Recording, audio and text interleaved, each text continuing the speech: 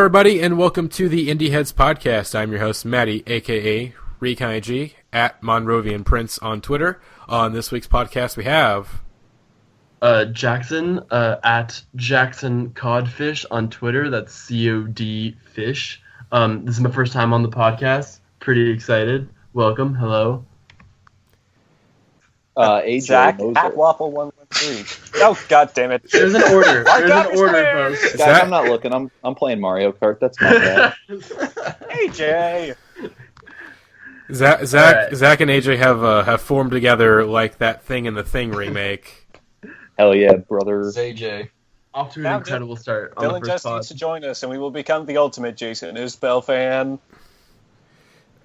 Wait, Dylan, did you introduce yourself? That was a good plug.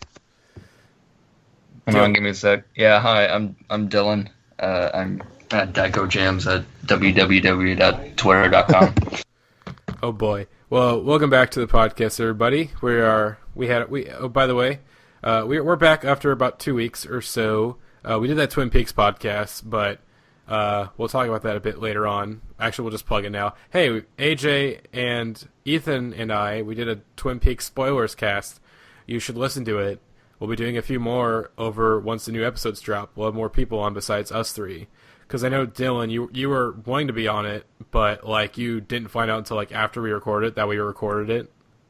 So, hey, we got more content on the way. And it's not a lie. So soon. So soon. But anyways, let's get into the news. The first bit of news we have is a bit of surprising news, but also not really at the same time, I guess. We'll discuss. The Avalanches, in a recent interview, they said that they are working on a new album, or they're in the process of starting to begin a new album, which is kind of crazy. And they said that it might be coming out sometime next year, which is kind of crazy to think about, but also I think they're lying through their teeth. But I want to get the opinion of our Avalanches stan, our boy AJ. It's me. Andrew Moser. It's me. Do you think they're lying through their teeth? It doesn't matter if they're lying through their teeth because I don't think we're getting it this year or next, if it exists. So I think that 2017 and 2018 will come and go with no new Avalanches album. I do think they'll do an extended mix or an EP or something, but I don't think we're getting another proper album quite soon yet. And I'm also going to throw out the hot take that's also just a little bit of my wish is that Carly Rae Jepsen feature, please. Yes, I agree. Oh boy. I agree. I have to agree with this prediction. All right. There are very few artists you could name that I wouldn't want a Carly Rae Jepsen feature on their next album. This is true. But I Like was Death Grips, Carly Rae Jepsen collab soon on the way. Here to hear it first, folks. Hey, can I talk very briefly? Because actually, besides Carly Rae Jepsen releasing a new song, which is that not on our single alert? Because we should probably put that in there. It's in there. It's not the in song there. of the year. It's the song of the year. It is. But we'll discuss the new Carly Rae a bit later on in the podcast. But that great It Takes Two remake that her and Lil Yachty and Mike Willameda did, it's not on Spotify. Yeah. It's not on Spotify or YouTube anymore. The official versions are it's been erased, and I don't understand why. Do they not have the rights for that long for the song? It was for Capitalism. It was for a fucking Target commercial. It was, and and it was great, but I Capitalism don't give understand it, why it's gone. capitalism taketh away. I know that it's I not love on corporations who shell out artists for basic ass Super Bowl commercials only to tear them away from us in the end. Exactly. Yeah. I'm stanced up. Target. I'm gonna come to my closest Target store, and Dick out. And My dick is out. Fight everyone. No, and I'm gonna probably buy something nice with the $100 Target gift card I got because I got a new phone. But Pepsi. But after, Pepsi. but the next time I go to Target, so not this next time, but the time after that, I'm coming up, stanced out, dick out, ready to wild out. Oh, baby. Does anyone else have any opinions on the Avalanches? Can we briefly touch on the Lil Yachty controversy of the week? Oh, well, is it she blow on my dick like cello, or is it the incest line? It's the she blow on my dick like a cello line. An incest? Wait, I'm sorry. Wait, what? What? Hang on. Yeah. I will. Okay, AJ, you tell them about the cello line, and then I'll tell them about the incest line.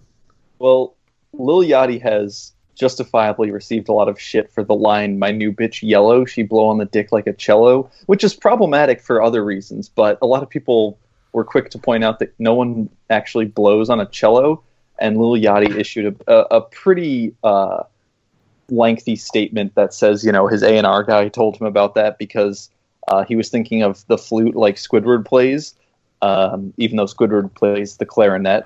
And so, Lil Yachty could be on the verge of being canceled. We don't know. Oh dear. For not knowing what a cello is. That's right. Okay. Now, and then the incest line. 'Cause she get wet and she sucked me like an insect. She my stepsister, so I guess that's incest.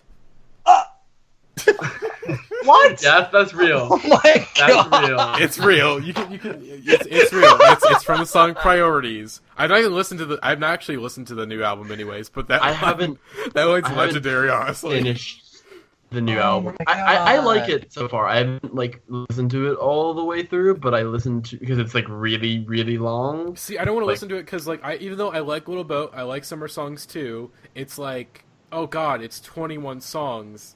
Do I have time? It's a lot. It's a whole. I love Yachty, but do I love 21 songs of Little Yachty? I don't know. Nah, I you can't don't. say. No, but that's he just kind of did the whole 2017. I'm gonna put objectively too many songs on my album, and there will be enough that people like, and that's just the way things go these days. Unfortunately, We really have to thank Drake I for need this. the albums of more than 15 tracks to. I need this fad to die, please. By the way, speaking of someone real quickly that did not do that is Gucci Mane, who put out Drop Top WAP, which is 10 songs and is the perfect length for a Gucci Mane album, and it is really good. And Gucci Mane is starting to not put out 30, 15-track mixtapes every 2 seconds, and it's good, and he's just living his best life here. It's really great. Well, it's also because he's a government clone, but I'm not getting Oh, into I that. forgot about that. That's I forgot about that. I can't believe I forgot about that. Jesus Christ.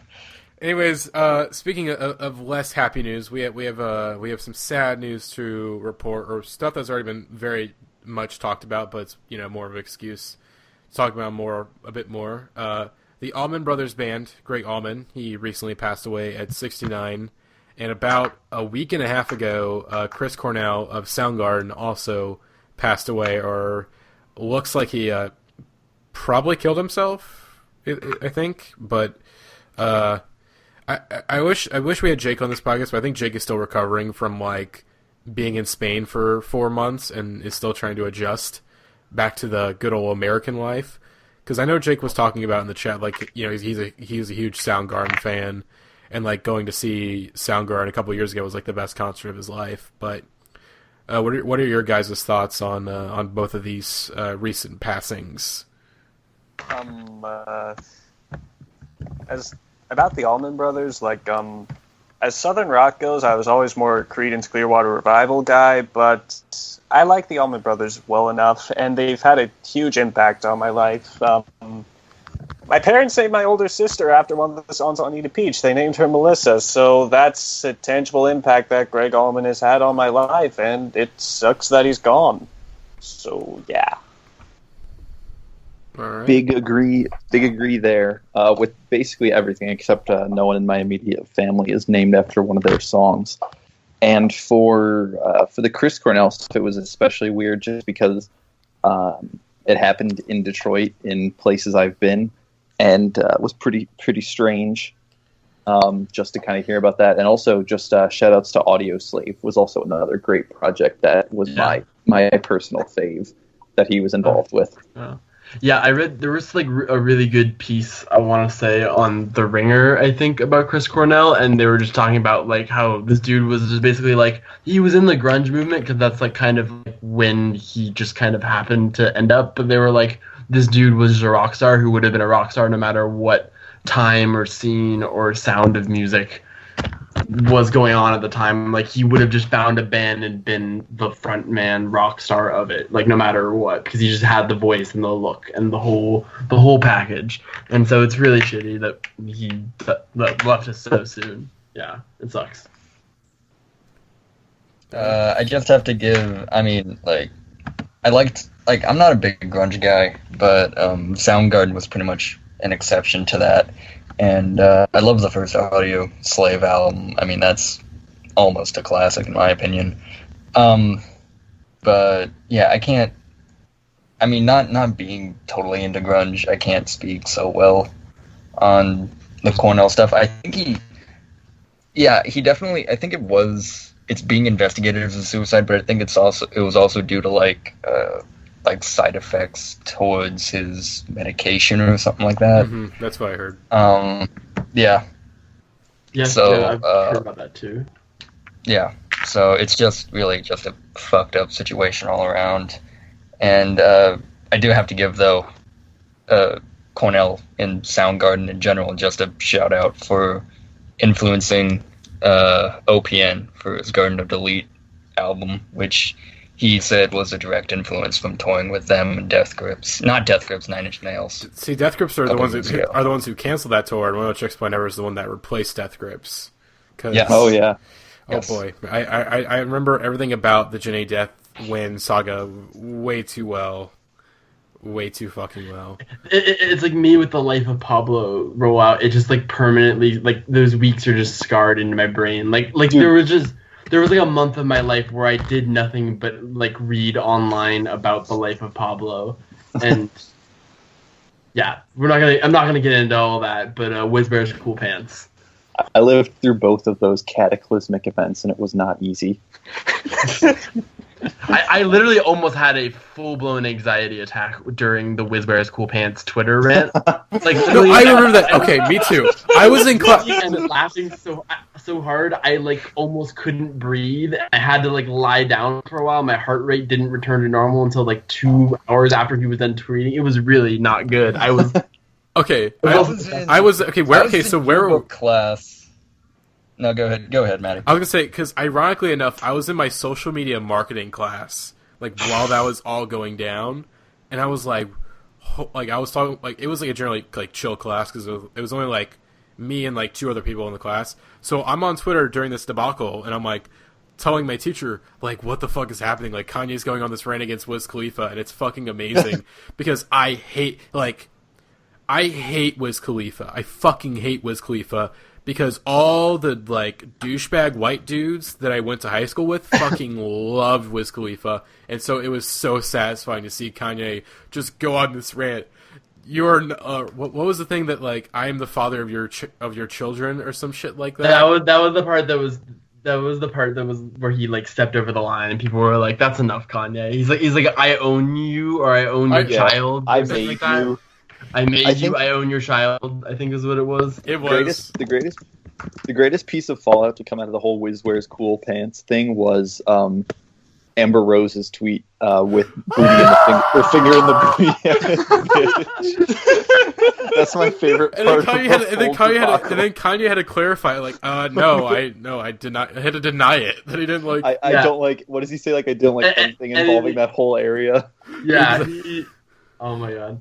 No, but the best part of that is when he's just like going in like savagely, and then all of a sudden, like mid rant, is like, "I met you once. You were really cool, and you have cool outfits, and you're tall." He just starts like complimenting him, and it's the wildest shit. But then he's like, "I guess I'm not tall, but maybe I'll just settle for being the greatest artist of all time." And then right after that, he tweeted, "You have distracted me from my creative process." That is the greatest. I mean, here's the thing. There's a lot of really great Kanye quotes, but I think that's probably that's my second favorite behind the water bottle tweet. The water bottle tweet is the greatest thing ever. Kanye quote is your favorite. There's just too many. This is true. Not shut the fuck up and enjoy the greatness. That's a good one. What's the water bottle tweet? No, okay, hang on. Let me find it. There's another really good one where Kim Kardashian, she posted that photo on Instagram one time of her in just like the white like shirt, pretty much, and then Kanye is like replied, "Heading home now." Yeah. In all caps. That was really great. Okay. I'm also very partial to the top 10 animes of all time tweet where he's like, "What? No, this is bullshit." Away. Sorry, I was reading a list that said Spirited Away was one of the top 10 animes of all time or something like that, and he was so I mad. think he was mad that Akira was over Spirited Away. No, it's the other way. I think it's the other way around. No, it was the other way around because he called Akira the greatest movie of all time. Kanye is a big Akira head. We're gonna have words because Spirited Away is the best film of all time. Okay, hang on, AJ. Here's the water bottle tweet. I hate when I'm on a flight and I wake up with a water bottle next to me. Like, oh great, now I gotta be responsible for this water bottle. What? This is like 2010 Kanye when he was wilding on Twitter, like during like the making of My Beautiful Dark Twisted Fantasy. Like this was like peak, like Kanye. As much as like 2016 Kanye Twitter is goat, like 2010 is the peak. Like that's where it all began. 2010 is the peak. All right. I'm looking at the Wiz rant again, and like halfway through, he's like, "I tried to call you and you changed your number." Yeah. Oh boy. Okay. Next news item to lighten up the mood a bit, and also this is an excuse for our baby boy Andrew J. Moser to talk about Jackpots Moser, Mr. Jackpots Moser. So the headline is from Stereogum. Wait, no, this is actually from Reddit, but basically, congratulations to young child Enzo, presumably star of a soon-to-come Arcade Fire video. Also, Arcade Fire has a video coming soon, apparently. So some like town agency in is it Hollywood or is it like some other country? Oh, it's a South African town agency is like they congratulate this kid Enzo who rides a sick skateboard and is like he's got a nice haircut, he rides a crazy skateboard, and they're like, hey, congratulations on getting a part on the new Arcade Fire video. And then someone's like, wait, what? There's a new Arcade Fire video coming? And then the casting agency was like, yeah, there's a new Arcade Fire video coming. Sweet. Boom. Well, yes, that is good news, folks. But this is an excuse. Andrew J. Moser, AJ. Hello, that's me. Arcade Fire nerd out. You ready to go?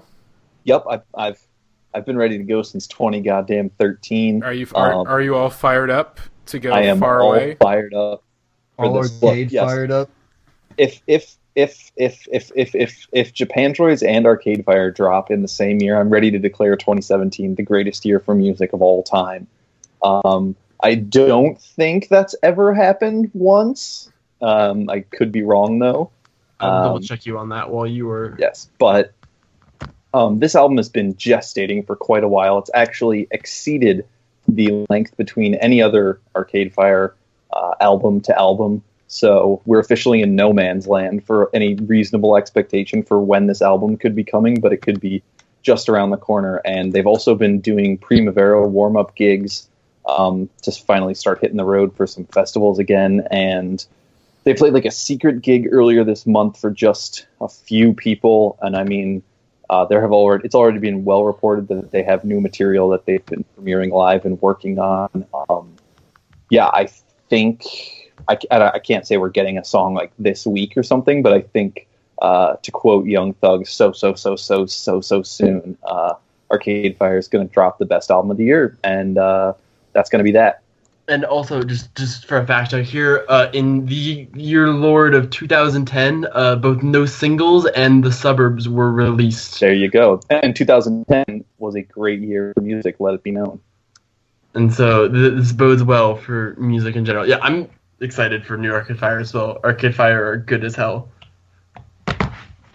They're a little bit better than good as hell. Yeah, yes, they're very, very, very good. I apologize for insulting Arcade Fire. Your first podcast and you're fucking up like this? You have distracted from my creative process.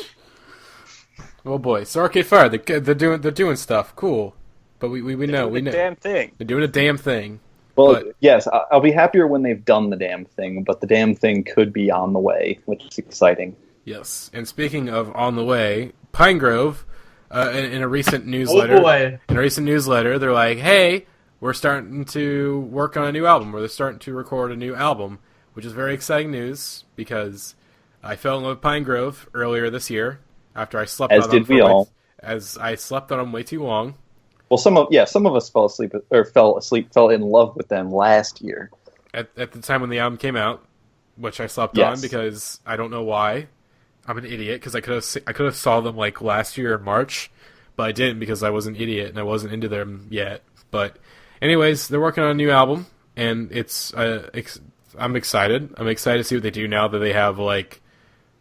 I feel like this time around it's going to be this time around they have more time, they have more money, they have more fame. And the thing too is that a lot of Cardinal was like recycled off of their first project, or songs they had already done.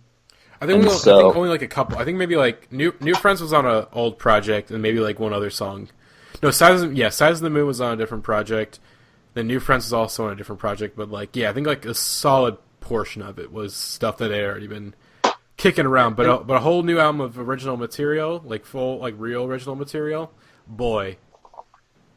The great thing about it though is that like they said themselves, they're like Pinegrove was made like they were still like not really a full-time band when they made Pinegrove. Like they were doing other stuff in their life and they were working on this album, and like a lot of the songs in Pinegrove maybe weren't on other projects, but they were things that they've been working on for a while. This is the first time they're like, all right, let's sit down, let's just make an album front to back, and they're going up to a damn house in like upstate New York, and there's like a stream that runs through their backyard, and they're about to make the greatest album of all time. It's about to happen. I am very excited. Yeah, Pinegrove are literally about to become the biggest band in indie music, and we all just need to be accurately prepared for that. They're going to be headlining Pitchfork in like 2 years, as opposed to playing on like the blue stage that they are this year. It's going to be good stuff. I'm so excited for that set. They're about to. We're all gonna be. If I could get like alternating years of like Julian Baker dropping something this year, and then Pinegrove next year, and then just keep having that cycle repeat, I'll be very happy. Yeah, pretty much. Oh yeah, there is new Julian Baker album this year, and then Pinegrove. Oh wait, never mind. Okay, that works. Never mind. I was like, wait, what? The world is a beautiful place on the way, folks. Tell your friends. Oh, and they also did a cover recently of "Built This Pool" by Blink-182. Oh, they sure did. Their favorite song in the world. Which, that's not... I think, like, someone in the Indieheads story is like, yeah, they've been, like, since that song came out, there's, like, a solid month where, like, that Twitter account was nothing. They were a fan account. They were literally a Built This Pool fan account. Which, shouts out. But yeah, I think that about does it for news. Not a whole lot while we were gone. But coming up now on the Indieheads podcast, we have Single Alert. Got a lot of singles to talk about. Some of which I'm very, very excited to talk about, and then some others I'm not as excited to talk about, but, we got to do it. First and foremost, as we previously mentioned, Carly Rae Jepsen, she has a new single out called Cut to the Feeling. It's for a soundtrack for some animated movie, but it might end up being a song on her upcoming album, which might have gotten accidentally announced via Shazam, like many other big albums have done, but...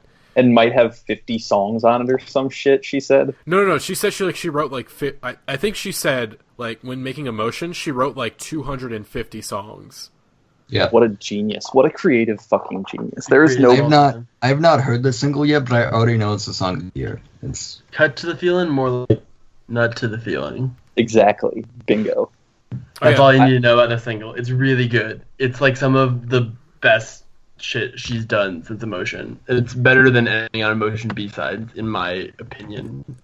I was thinking about how, like, I don't know what it is. Like, it's just some kind of energy that she infuses into her music, where like she's doing pretty much basic pop, but also just better than anyone else could ever do it in their entire life.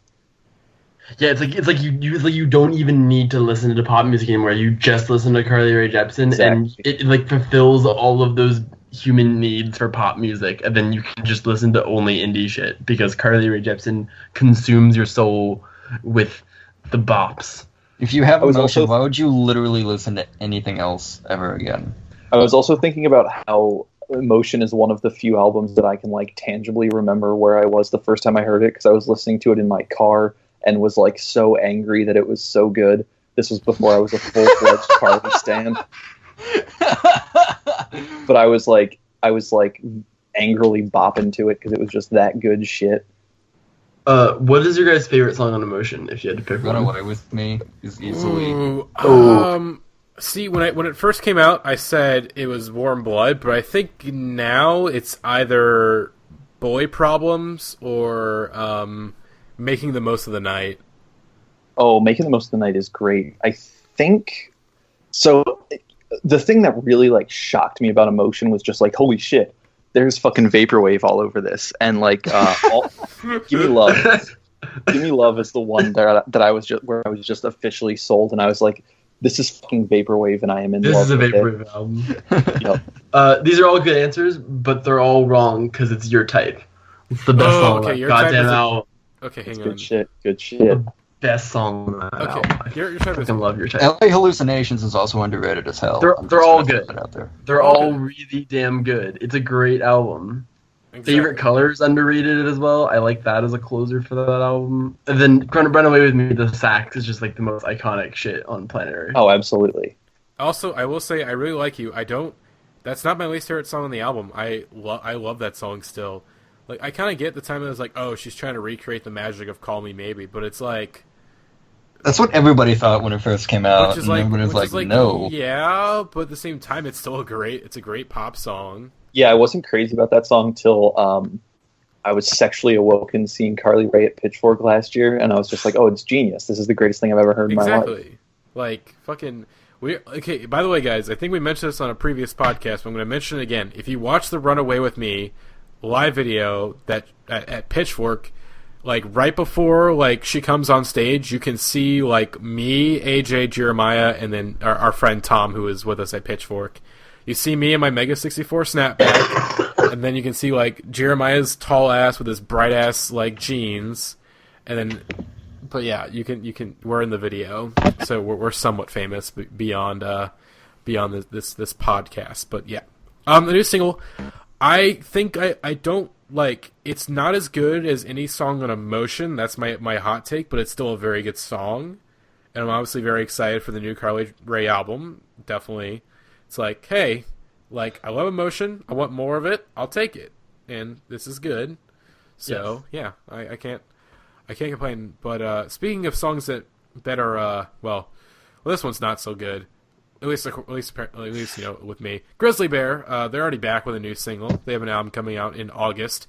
New song, Morning Sound, which is a very appropriate title because the boys. This might be the end. This might be the end of the Grizzly Bear streak. But it's not bad. I wouldn't say it's. It's like they're like the kind of artists where it's very hard for them to make like a bad album. Like, I'm not gonna listen to a Grizzly Bear song and be like, oh, gross, this is like repulsive to me. But there was just like not a lot there, and it's just like it's one of those songs where you listen to it and you kind of forget what it sounds like 30 seconds after listening to it, and that's not a good sign for this album for me. I don't know. I wasn't a big fan. See, the thing, hold on, can I say the thing is that it seems like the song is like them trying to be like a bit more like a more mainstream sound, like, since 2 weeks. But the thing is, I brought this into my to the radio station I work at, and they all were like, no, this sucks. So it's like, damn, your goal is failing. But anyways, who was trying to say something? Hey, Zach? Hi. The thing is, which makes this particularly disheartening, is they aren't even a bad band when it comes to singles. Like, 2 weeks, yeah, but also songs like Knife and Sleeping Nude and Speaking Rounds, those are all fantastic songs, and they said great things about the albums that were coming. I sort of agree with what Pitchfork said about it. It just feels like it's a bunch of false starts that's about to get somewhere, but it never really does. Three Rains was a lot better, I think, and I hope that it's a harbinger for what the rest of the album sounds like over Morning Sound, because this wasn't encouraging whatsoever. I hope the album is better than this. Yeah. That's all we need to say about that. Anyone else have any thoughts? Yeah. I have no take. All right. My take has been put out. Speaking of bands trying to make it big on the alt scene, Alt J. Boo. Okay, anyway, Alt J, they have a new album coming out June 2nd, third single from the album, Adeline. How do you even pronounce it? Adeline, I guess. Adeline. Adeline. Adeline, third single off this new album. An interesting choice of single because it's like 6 minutes long, and you didn't know. It seems, and I can't finish this thought. So I'm gonna pass it off to the panel here. Who wants to take a dig? It sounds like a rejected soundtrack to a Game of Thrones trailer. Yeah, it's an interesting choice for a single because it's a piece of shit. So, guys, you gotta save the slander for later, okay? I happen to like this song a lot. I think it's really good. I am not like an Alt J fan. I think they are generally mediocre to bad for the most part. But I like these new singles. Like these new singles are like, whoa, I'm not like this is the greatest album of all time on the way, but I'm hearing things that are at least interesting. Even if you don't like them, they're doing stuff that's interesting. And I think this single particularly is my favorite of the three because I am a sucker for some goddamn atmosphere and some goddamn emotional balladry with synthesizers and instrumentation that comes to a climax toward the end of it. I think it's really good, and I think the songwriting on here is a lot better than most of the shit they've done in the past. It sounds like the older brother to Hunger of the Pine, really, in my opinion. Yeah, pretty much. And I can enjoy Alt J atmosphere. I appreciate what they're trying to do with it, but it's just it's too much. It's too much for me. It's extra, basically, and I wish extra. It's way too extra. Doing the most, but not. It doesn't earn its 5 minutes. And it's I don't even dislike Old J all that much. I won't really go out of my way to listen to them anymore. But if they come on the radio or something like that, I'll be like, oh hey, Old J, and I'll just hum along to it or something. But I don't know. I feel like they just need to go ahead and just drop a fucking ambient album at this point because that's obviously where they want to fucking go with it. I would love that. Their Kid A is on the way. Yeah. Oh boy. Yeah, I mean, they basically just want to keep trying to... They're 22 a Yeezus A. 22, age of 22 a Yeezus. Hey, mashup artist, there you go. Mashup artist, there you go. There's your idea right there. Yeah. Boom. The death of Alt J. But Dylan, continue. The death of Alt J. I wish. I fucking wish. Anyway, no, I mean, I always hope this album is better than, what you can't remember what it was called. No, don't look it up. Yeah. You can't This remember. Is All Yours, which was a very boring album. All yours. It's very horribly boring. And, yeah, just... It at least seems like it's going to be more interesting than that, at least. Hopefully it is. It's probably going to disappoint me now, but hey, we'll find out, Friday. The best thing to come out of Alt J's existence is that how to make an Alt J song video on YouTube. Okay, that's a great video. That is a good video. And the second best thing to come out of their existence is the fact that one of the three dudes in the band looks like Jeremiah. And also the lead singer sounds like Adam Sandler. So I've seen that. Was that a Vine where they did the breeze blocks? No, I think it was a post. It was a post on Indieheads, and they just took off from there. No. I know exactly who it is. It's fucking Twitter user @LeftAtLondon, who is one of the funniest human beings on planet Earth. That wasn't her though. I didn't think it was her.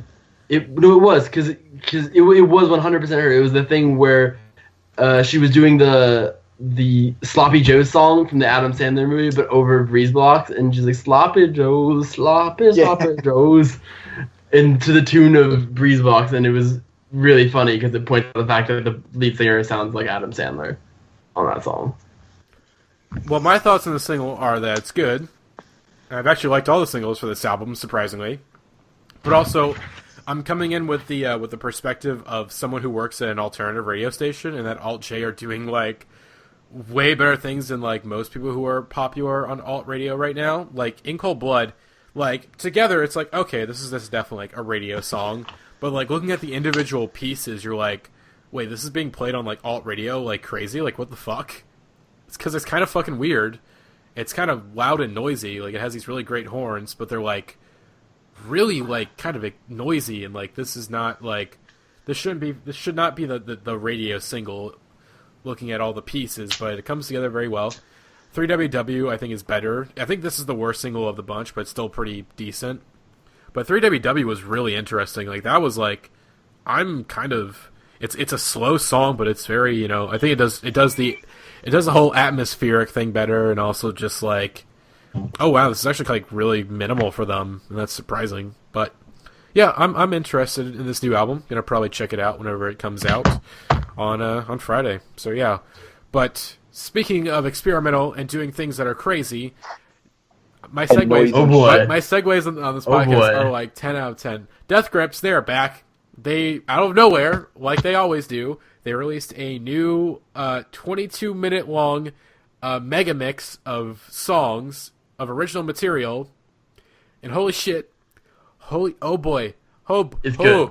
It's good. It's so good because crack open a cold one because the boys are back in town. Exactly, Jackson. And this shit, it's interesting that they found another like new way. So instead of like doing like an EP or a Fashion Week thing, they're like, let's just make some of the most off the wall music we've ever made, and then put it all into one 22-minute piece, just to give you like it's like a big.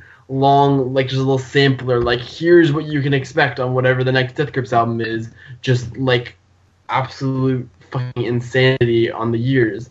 And they made a goddamn Gabber song in 2017, which is just the one. The Madman.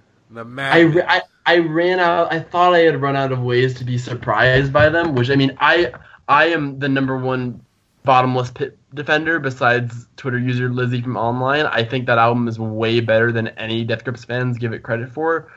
But I don't want to get into that because that's just a whole. Hey, it's the same argument. I'd fight you on that because I'm the number one Death Grips stan on the podcast. But I was not that. Here's like. I like Bottomless Pit. It's a good album because it's Death Grips. Like even Death Grips at their worst are still like pretty fucking good. It's just like. It just seemed like an album that was like, oh, this is not really anything new, and that the whole point of Death Grips and their like their philosophy, they're like when they go into making music, it's forward momentum. It's forward momentum. It's progression. It's moving forward. And Bottomless Pit was them kind of like at a standstill, like because from what it seems like from what we know from the insider information, it does seem like that like while making Jenny Death or while like getting ready to work on Jenny Death, they were planning on breaking up for real. But then like while making the album, they're like, oh, we still have a lot left in us. But Bottomless Pit didn't really seem that way. It was like, oh, you guys are just kind of retreading on old ground. But this new mix right here, this new Steroids mix, is like, okay, the boys are back in town. The boys, like, I can't believe I ever doubted them. They are back. They just need a project to kind of get to kind of figure out what the next move is. But now that the next move has been figured out and decided, I love this. Like they took like the really crazy like first they took Redacted on the Moon, and they took that kind of like breakbeat frenetic sound, and then they're like, what if we did that, but we did it with the intensity and the loudness of Jenny Death, and then also like turn the beats per minute up and the volume up and just break everyone's faces. And it's nuts. It's wild shit. See, this is the direction that I expected them to go in after like Hothead and more than the Fairy. Like this is the direction that I wanted them to go in. Like okay, like Balls to the Wall, like Redacted on the Moon, plus just like the absolute insanity of Jenny Death, but also still like very original in its own thing. Is like, yes, this is exactly what I wanted. It's like the first time I listened to this, I was sweating. Like after I finished my listen, I was sweating super hard. My dinner got cold. Sweat. I was in the middle of watching Twin Peaks, but then like the Twitter group chat was like new Death Grips, and I'm like, wait, huh? Hold up, it's on YouTube. It's hard to talk about it all because it's 22 minutes, and it seems like there's like 7 songs in this mix. Yeah, I think 7. Fantano did like a review of it, and he like broke up where he thinks the tracks are. I think he said it was 7, and I kind of agree with that based on. But it's the whole point of it is that it's kind of all just one like just a lot of different, and there's like a lot of different stuff going on in here. It's a pretty, for 22 minutes of just like pure noise and aggression, there's a lot of like different musical ideas going on in there, which is also something I like about it. Mm-hmm. There's also like the obviously crazy stuff. And there's some interesting stuff. I don't know what part of the song it is, but there's one where like you have Ryan like this sort of like echoey, like I guess background voice where he's like, I may be mishearing this, so someone can clarify, but he's like at one point like black bodies. It's like, huh? Did he just say that? Isn't there like a song that's like bald-headed girl or something like that? I think like the hook of it. I think it's in that song. It's in that part. But yeah, because the thing that was kind of crazy about Redacted on the Moon was that like it wasn't a direct mention of some legit like, oh, he's talking about like social political stuff. But there was definitely like, oh, you could easily read into it and being like a song like Say Hey Kid is like, oh, that's kind of is that about like. Is this a race thing? Is this a race thing? Like what? But yeah, I'm definitely. I mean, especially with this like the current political climate, it's definitely. It'd be cool to see death groups be a bit more direct, but still in their own, kind of like, they're usually cryptic ways, but just a bit more to read into. I don't know. This new album, EP mega mix thing, it's great. It's the best thing they've done since Ginny Death. I'm very, very excited for the album that's coming this year, hopefully, or that they're working on a new album. Hopefully this year, because they can't break the one album a year thing. They can't break it now. I don't want them to. So it better drop towards the end of the year. I want a Death Grips album in 2017, not because I need Death Grips to comment on like the political situation. I need Death Grips because I'm mad a lot online in 2017, and I need music that's loud and makes me want to like flip over a table and light it on fire. And Death Grips is that for me. And so I would like new Death Grips, please. Yes, that's basically it. So, anyone else want to? AJ, you can shit on Death Grips now. Did you? I just don't care. I just don't care. I haven't even listened to this. I just don't care. Okay, but like AJ. No, he doesn't care. He doesn't care, Matty. Okay. I see. I'm trying to convince AJ to listen to it because he hasn't listened to it yet, and it's like, okay, I'll dude, listen to it. It's like, dude, I get it that after Jenny Death you got cynical and you're like, oh, I'm done with this band, but it's like, dude, like, and after Bottomless Pit, like having that mindset like confirmed pretty much, like, oh, I don't really care about this band anymore, and that's been confirmed. But like, trust me, they're back. All right, they're back, and you should care about them again. Trust me. Also, boys are back in town. Does this even have vocals on it, or yes, what? It's vocals. It does. Okay. Yeah, it's ride rapping the entire way through. It's not like Interview 2016 or Fashion Week where it's just instrumentals. It's or like, government played. It's like 7 legit Death Grip songs. Yeah, it's like he's going crazy. He's going crazy on here. I'll give it a shot. I'm the one person who thinks Jenny Death is like the best Death Grips album, like the second half of Powers That Be. Excuse you. It's literally the best Death Grips album. That's my territory around these parts. That's my take. I listen to it more than almost any other Death Grips like album. Those 10 songs are perfect. That is my take and my take alone. Well, welcome to Take Island. We're sharing a condo here now. You gotta deal with it. Too bad. But did anyone listen to this next song I put on? The new Washed Out song, Get Lost? I did, yeah. What's your guys' thoughts on it? The Ian Cohen alarm went off when this song was released, and so you bet I listened to it. Washed Out are fine. They're literally like the Portlandia theme song band, and that's how I think of them. But like their music has never had. I think it's him. I think it's actually just like one guy, but their music has never really had like much substance to it outside of like chill vibes and like cool cover art, I guess. And this single doesn't do much to change that. It's about a minute too long, and it's like exactly what you would expect Washed Out to sound like. So it's fine, I guess. If you like Washed Out, I see how this would excite you, and I am a fan of their stuff, so I'm into it, I guess. But not too into it. I'm not like a big Washed Out fan. Like I've heard them here and there. I've never really like sat down and listened to a Washed Out album. I don't necessarily feel like I need to after hearing this single, but I do like it. I do like the kind of house direction that they're going with the new single, and I would like to hear more of this because I always could use just some general like atmospheric good sounding house music. That's always something I need in my life, and so but like this particular song, I don't think is gonna be, if I do end up listening to this album and liking it, I don't think this is gonna be like the song that gets me into Washed Out. I think this is kind of like, this is a cool direction that they're taking, and I like this song, but like you said, it's a minute too long probably. It doesn't really go somewhere. It just kind of like finds a groove and stays there, then stays there a little too long, and then goes away. But I like it. It's not bad. The last minute is like this really just like nothingless outro that like just has like, it fades away sort of like layer by layer and just is like, that's cool, I guess. But yeah, it's not bad. I'm definitely intrigued. I wouldn't say I'm like amped, but I'm intrigued. Also now in Stone's Throw, which is kind of weird and fun. Interesting. Oh, huh. Stone's Throw is tight as hell.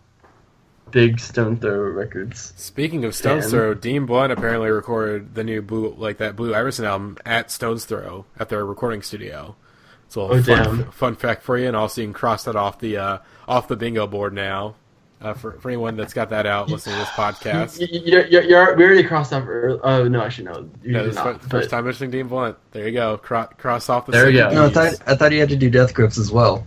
You already just talked about that. We just it's either or. So we already I think it's both. You have to talk. I have to talk about both for it to be crossed off the bingo board. I believe it says one of. Yeah, no, it's either or. I remember this because we didn't talk about Death Grips last time. We talked about Dean Blunt, and that's how it got crossed off. Okay. Yeah. Well, I know this. Well, for me at least, I've always assumed that I talked about both, but either or it works too. Fine, it's canon. But next song, this is also just like I said, just to plug a thing that we did. Chromatics, they have a new song called Shadow. It was featured on a new Twin Peaks episode at the end of episode 2 of the new revival series. Boy. And by the way, cheap plug once again. Ethan, AJ, and I, we did a spoilers cast on the new Twin Peaks episodes, and just like Twin Peaks in general, go listen to it. We're going to try to do these like after. We're going to hopefully. I'd like to do these like after every episode, because I think it'd be kind of cool and is more content and gets us some outside viewers that are not the usual Indieheads podcast listeners. More content for your head top. Exactly, but I do like the song. It is like it works really well at the end of the episode because the episode ends on this kind of like sentimental note of like it works perfectly. James was always cool. It's the greatest thing I've ever seen in my entire life, pretty much, is what it is. What about The Leftovers? Boy, I am stanced the fuck up. The fact that The Leftovers and Twin Peaks are on at the same time, like Sundays at 9 p.m., my world enters a catastrophic nut hole that just I may never escape from. Well, we only have one more week to do. Yeah, we only have one more week though, and like we really only get 2 weeks because it was like last week with 4 hours of Twin Peaks, and then we didn't do new Twin Peaks last night. But this Sunday we're getting the series finale of The Leftovers and episode 5 of Twin Peaks. I'm gonna be drowning in cum pretty much. They already found the 5th episode of Twin Peaks. Like, it's streaming on some, like, weird German site, apparently. Huh. Yeah. I'm desperate. I'm desperate. I kind of want to watch it if you have that site. If you got the links. It's on the subreddit. It got posted on the subreddit, yeah. That sketchy link. He needs them peaks. I'm desperate, man. Matty is leaking information to the Germans. Hey, I ain't no snitch, right? I ain't no Jared Kushner trying to set up a back channel with German piracy websites for their Twin Peaks content. Exactly, but yeah, I think that's before we get on with it. Can I shout out 2 singles real quick? Yes. Okay, number 1, Big Fish by Vince Staples. Really, really, really, really, really great. The album should also be really, really, really, really great if that in back are any indication. And number 2, Jason Isbell and the 400 Unit, If We Were Vampires. Oh my god, just fuck me up. This album is going to be amazing. Boy, he went and did it. The album's going to be so good. He's going to do the damn thing! Also, Queen of the Universe, Casey Hill, dropped 2 new singles. She's got an album finally coming this year. Oh, she could murder me. I would let her drop anything on me. Oh yeah, she's a wife and a half. Was that the one with the video we were talking about earlier in the chat with her like sticking her hands down her pants or something? Yes. That's That's the one. Casey Hill. Man. She is signed to Good Music, even though she's like a not very well known like pop singer.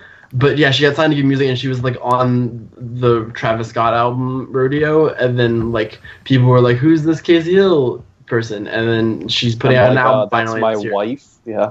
Yeah, exactly. And Hard to Love and Like a Woman are both very good. Hard to Love is more like pop, and Like a Woman is a little more of an R&B slow jam kind of thing. And yeah, she's got like a crazy good voice and clearly like good producers, and so I'm excited for that. That's enough of All right. Casey.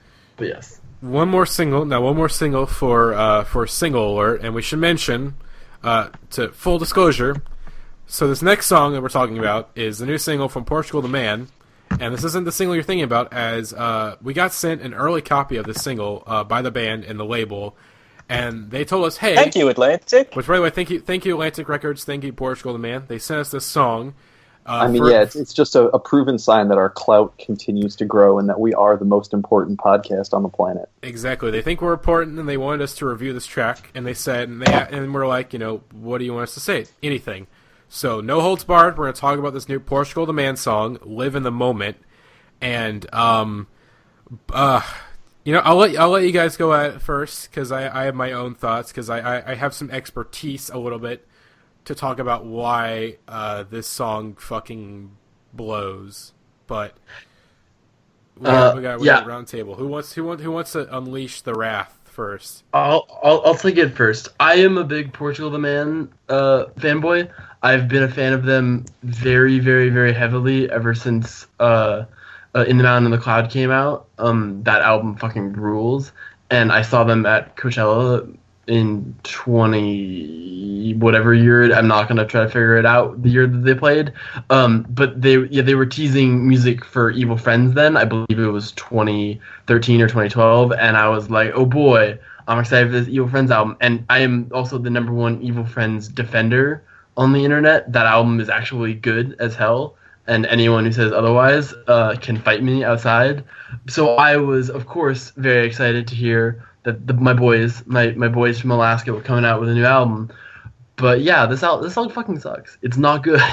It's really not good. And I kind of like Feel It Still. I was like, okay, they're doing like a little funky thing, whatever. It's a little poppier, but I was like, Feel It Still, all right. I can see we're going here. This album, this song is called Live for the Moment, I believe, which is Live in the moment. Is it Live in the Moment or whatever? Live in the it doesn't fucking matter. It's crap anyway. It's a vague millennial like we can do it. Like just go with it. It is the most millennial bait song since Closer, folks. Is the hot take you're gonna hear on this podcast. It's really it's easily their poppiest song yet, and the hook is not good, and the writing is worse, and the production is bland as shit. I mean, everything about the song, from like just the production to the title of it, is about as like original and inspired as the fucking period in the middle of their name. I mean, we can't even blame it on Danger Mouse this time. Yeah, I can't blame it on Danger Mouse this time. Like, and Danger Mouse has to be like the most soft ass fucking vanilla bullshit ever. But.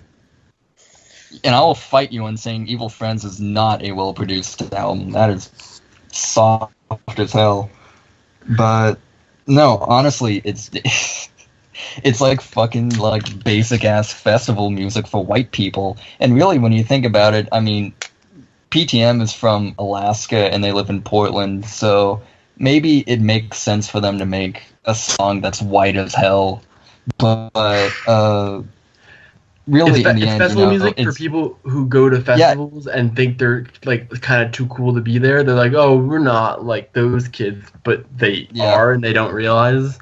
Like, I'm really looking forward to all of the shitty EDM remixes that are, easily inevitably gonna end up on SoundCloud and like across like shitty ass festivals around the country. They've already been doing EDM remixes of Feel It Still. There's 2 on their SoundCloud, and then there was a Flatbush Zombies remix of Feel It Still because what? Yeah, there is. That is a real thing. Flatbush Zombies rapped over Feel It Still because they are very desperately trying to be relevant right now. Yeah, I mean, Nick Cave shouted out and like I want to talk about. Dylan. Wait, sorry, Zach. You're like super quiet there. Yeah, like Nick Cave had a concert in Brooklyn last night, and he said, "Oh, we're in Flatbush. Flatbush Zombies, real fucking good." That's all I had to contribute. Yeah. And that like the lyrics to this too are just like completely dull, and like it has to do something with like I think the hook or like right before the hook, like the bridge of it has is like, oh, we don't forget about Sunday morning or some, you know, like weird religious bullshit about that. Like, and in one of the verses it's like, God only knows we don't need his stories. But honestly, I pray to God, I pray to him that like he wishes some biblical fucking flood and washes this filth away. Like, Jesus fucking Christ. I don't understand what they thought they were doing with this. I mean, you're not appealing to the pop group just by putting out some like bland, uninspired radio hit. You're not appealing to the indie kids because now you've lost all of your cred with them. Like, Portugal the Man. What is your target demographic, my guys? Portugal the Man covered Dayman, and this is them covering Nightman because it is bad. Yeah, I mean, it's as garbage as you guys have all said so far. I think the thing that sticks out like a sore thumb for me is that this song is just like so clearly targeted at people who think liking music is part of their personality and gives them any cred of originality as a human being. I mean, it's just uninspired. I think it rips off every single major trend in pop music in the past like 10 years. The beginning sounds like Black Skinhead if it was a bad song. And then, yeah, I mean, it's just...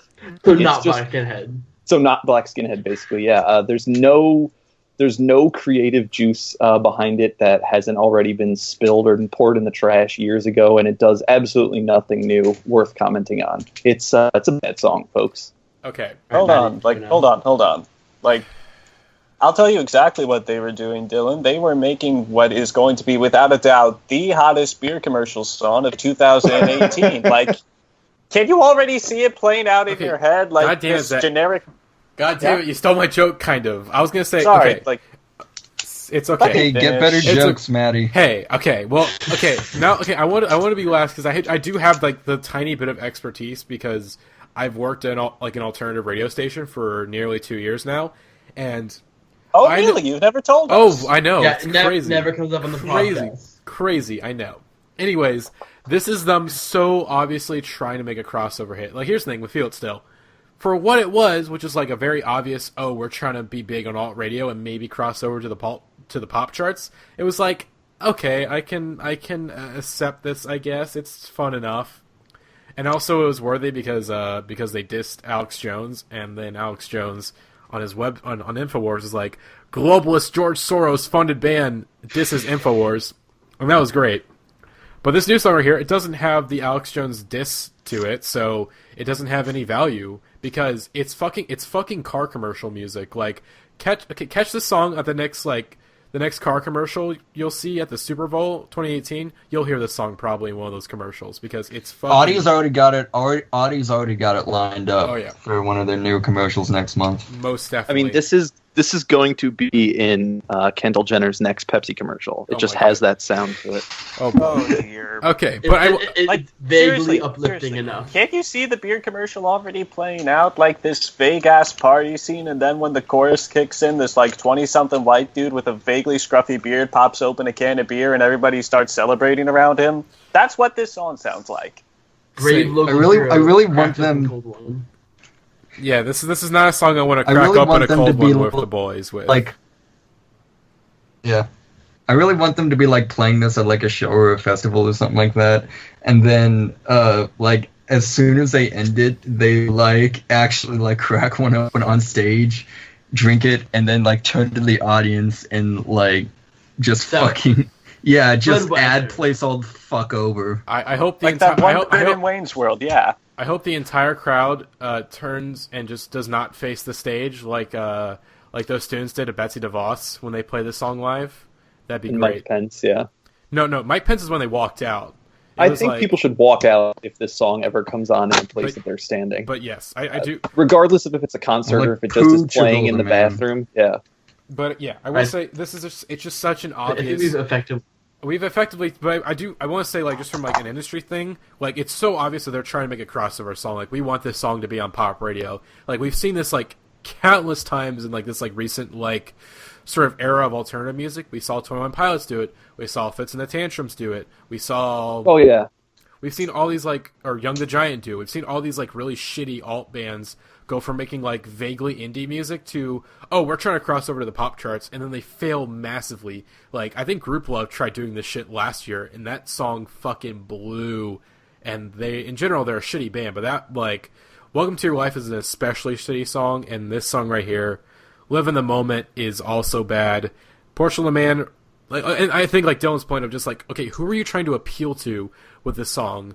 Which I think they explicitly made the song just so they can get played in commercials and get some like money off that, because like that's the only way you can make money now in the music industry is like making music for fucking car commercials. So yeah, I mean they can't even rip off Coldplay and make it sound good. But Portugal retire. Portugal the Man retire, bitch. Exactly. No, the entire country has to retire now. Yeah. Like, being Portugal ends the associated man. with this band in, like, any sort of way should just be incredibly revolting. Panda Bear, come back to All America. involved. Panda Bear, come back to America, bitch. But yeah, Woodstock out June 16th. So thank you, Portugal Man, for giving us this song early. Sorry we didn't like it that much, but you know, we on the Indieheads podcast believe in integrity and believe in telling the truth, because those globalist scum are lying to you. So I don't like them putting out singles that turn the frickin' frogs gay. Basically, yeah. all right, that's All right, that's enough. That's That was single alert. That was single alert. Now onto our main topic, an official May catch-up. The month of May, where pretty much when it comes to albums, almost all the albums that could come out in May are pretty much out now, except for some shitty Bandcamp group. But all the big stuff, all the industry shit, it's out now, and there's a lot of good stuff. Some stuff that's actually just a lot of good stuff in general. I don't think there was a whole lot this month that I'm like, oh, I hate this album. But also, like, I know when I'm not going to like an album, and I don't listen to it. But anyways, a lot of good stuff came out this month. The first two albums we're going to talk about, we already talked about on a previous podcast, but not super in depth, and not with the people that are on the podcast now. So it's just kind of revisiting them. But the first of which is Perfume Genius, No Shape.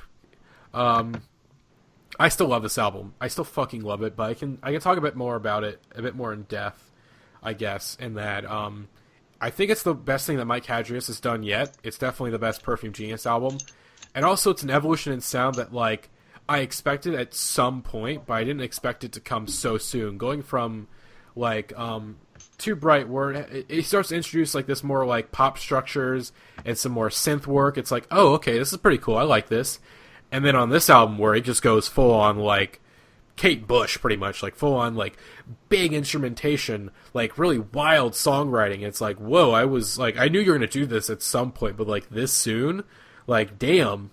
But, yeah. I mean, like the first song is basically, like, the summary of what this album feels like, because at first it's just like, okay, yeah, this is a piano ballad, this is Perfume Genius, and then on that first song, Other Side, you're just going along, and then all of a sudden you just get hit in the face with just all of the instrumentation, and it is, like, one of the most, like, absolute nut moments in all of music this year. It's really, like, an incredible, like, jaw-dropping opener for the album, and then the rest of the album continues to just do wild, extremely good shit. And also it has Why Is Blood in it on the album. So, yes! like, album of the year. That's all you need to know. My Queen Weighs Blood, which I already freaked out about on the first podcast, but God, I want an album now. Like, I want, like, an EP or album of these two. like, if there's any problems I have with the track, and it's a perfect song, so don't get me wrong, it's perfect, but, like, I do kind of wish they did, like, they harmonized together at some points during the song, because, like, oh boy, like, that would be, like, they would take it from 10 out of 10 to, like, this is the greatest song of all time, 30 out of 10. I can die now and be happy, because I have this. Front row seat to Earth in stores now. Yes. Go listen to Front Row Seat to Earth, and also read my review on Indieheads for the Album of the Year series. But that's not the album we're talking about. We're talking about No Shape. Does anyone else have thoughts on this album? We've kind of already talked about it a little bit, but I've listened to it, a handful of times, and my remembering of it was like Too Bright was that I wasn't a big fan of it originally, but that was also 3 years ago, so I might have to revisit it. But No Shape definitely sounds more like a much better progression of it, in my opinion. Again, I haven't heard it a whole lot. What was the big single off of it? I forget. Slip Away. Slip Away. Yeah, what Jackson said. Yeah. Slip Away is the single. That's a song of the year right there. It is. No, it seriously is. It's fantastic. I love the progression in that track. And the rest of the album is very it ranges. It has a lot of range as well, from like the smooth, sultry, slow, art pop to just full on just gay ass bangers, and it's wonderful, and I love it. Yes. All right. I gotta agree. Anyone else wanna chime in? I would like to preface this statement by saying that I like the album because I'm going to make a comparison that to me may seem a bit not good. Like, this reminds me a little bit of Freetown Sound from last year. Like, in that which is an amazing album. Yeah, in that I listened to it, liked it a lot, but never really felt the urge to go back to it. Like, I don't get me wrong, I do want to go back to it at some point, but the connections are there. Like, they even got the same Pitchfork score, for crying out loud. Like, this conspiracy is real, folks. Like, it's a really great album, and it has some truly killer songs. Like, I love Die For You and Alan, but it needs a little more time for me, and I'm not really sure when I might set aside that time, because there's still so much to come out this year, you know? I can see that, but I will say that I do think this album will hold up a bit better than Freetown Sound. Though I like Freetown Sound, like when it first came out, those first like 2 or 3 listens, oh my god, I fucking love this. This is such a great album. But like on revisiting it, I was just seeing I was just liking it like less and less on those re-listens, and I was like, oh, like I don't want to ruin this completely, because I loved like. His set at Pitchfork is that was like a highlight of Pitchfork Fest last year was a set, and then also my wife, Empress of, is also on the album, and she has a great feature. And she has the best song on the album. Which she literally knocks it out of the stratosphere on that damn song. Yeah, I'm glad that was the song to be the biggest song from that album, which I think was a shocker, because like it was never I think it was supposed to have a music video, but it never came out. But like, yeah, it wasn't even like pushed as a single. Like Augustine was the only single that was like really pushed for the album, and then like Better Than Me like a bit later on, like after the album came out. But like Curly, but yeah, that shit good. But I do No Shape. I do think it'll hold up a bit better on multiple listens. I'm gonna try to get this on CD soon, because I feel like it's actually like a surprisingly like good car album. So. Because that's where I listened to it for the first time. It bumps in the whip, for sure. It does bump in the whip. Like, I think I listened to it like 3 times in a row in my car, like on the way to work. Because it was like on the way to work I listened to it, on the way back I listened to it, and then on the way there, like the next day, I listened to it again. So, I love it. You heard it here first. No Shape is FIFA approved. It bumps in the whip. Exactly. It does bump in the whip. Exactly. But, let's get to, I guess, the next album. Mac DeMarco, This Old Dog. Again, another one we talked about on a previous podcast, but... All right, right, Dylan, go on ahead. Dylan, you go. I'm sorry. Go on your goddamn. I'm sorry. Okay, hold on. Rant. I'm sitting up straight for this one. Hold on. Y'all ain't ready for this. Okay. Hey, now it's serious. So, I'll let others chime in before I just go Sounds like all they've in got on it. notes too. This is going to be good. Yeah, you can hear the paper rustling. Alright, hold on. According to my calculations, this album is shit. Okay, no, but seriously, I don't like Mac DeMarco. Here's my whole background on Mac DeMarco. I don't really like it. Like, he seems like, you know, like a nice guy and everything, I guess. I don't like his music at all. Like, I can appreciate what it is, though. Like, this, like, you know, just very laid-back, mellow, slacker, you know, jangle pop stuff. And for the most part, it's just not my thing, you know, and I'm totally cool with that, you know. But the thing is that somehow, like, at some point, Mac became such, like, a major figurehead in indie and has just become such a cultural force as well that, and especially, you know, on just any college campus in America, it is the most annoying shit ever. And just, I seriously can't... I know everybody says this about his fan base, but I seriously, like, hate his fan base with a passion. Like, they're, like...